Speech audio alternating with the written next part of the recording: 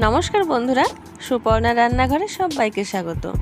আমরা চানা মশলা সবাই খেয়ে থাকি, তবে মটর মশলাও যে কত সুস্বাদু হয় আপনারা এই রেসিপিটি দেখলেই বুঝতে পারবেন। আমি অনুরোধ করব একবার হলেও বাড়িতে অবশ্যই ট্রাই করবেন। চলুন তাহলে শুরু করা যাক। তার জন্য এখানে আমি হাফ কিলো মটর সেদ্ধ করে নিয়েছি।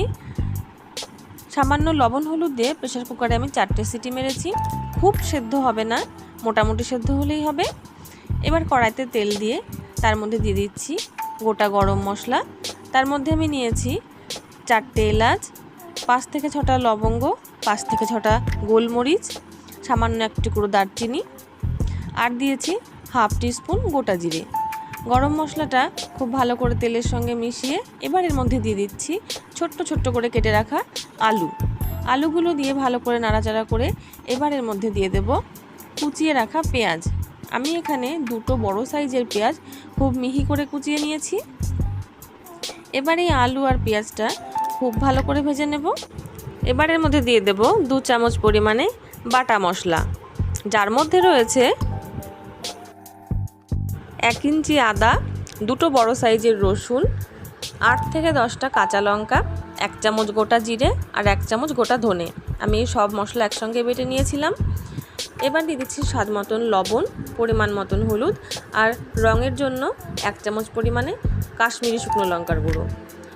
এবার সামান্য একটু জল দিয়ে মশলাটা আবারও ভালো করে কষিয়ে নেব।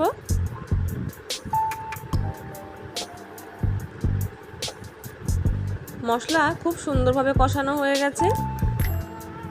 এবার এর মধ্যে আমি দিয়ে দেব 2 চামচ পরিমাণে চানা মশলা দিয়ে আবারও আলুর সঙ্গে খুব ভালো করে মিশিয়ে নিচ্ছি। মেশানো হয়ে গেলে দিয়ে দেব সেদ্ধ করে রাখা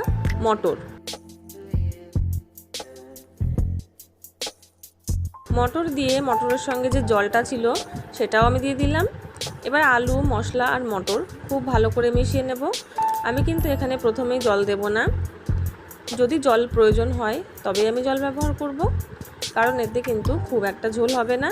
সামান্য একটু আমি জল দিচ্ছি, কারণ মটরটা 5 থেকে 7 মিনিট আমি ঢাকা দিয়ে ফোটাবো। জল দিয়ে দিয়েছি। এবার আমি একটা ঢাকা দিয়ে 6-7 মিনিট পরে ফিরে আসছি।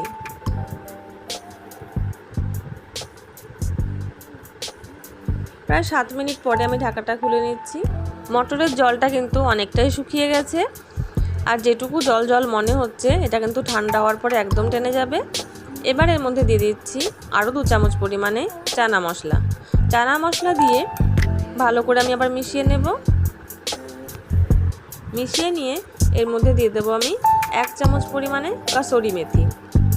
কাসুরি মেথি দিয়ে আবারও ভালো করে মিশিয়ে নিচ্ছি।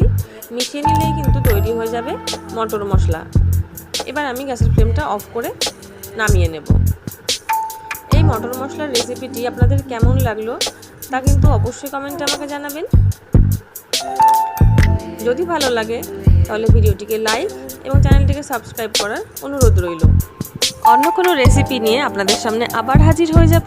ততক্ষণের জন্য নমস্কার। সবাই ভালো থাকবেন, সুস্থ থাকবেন।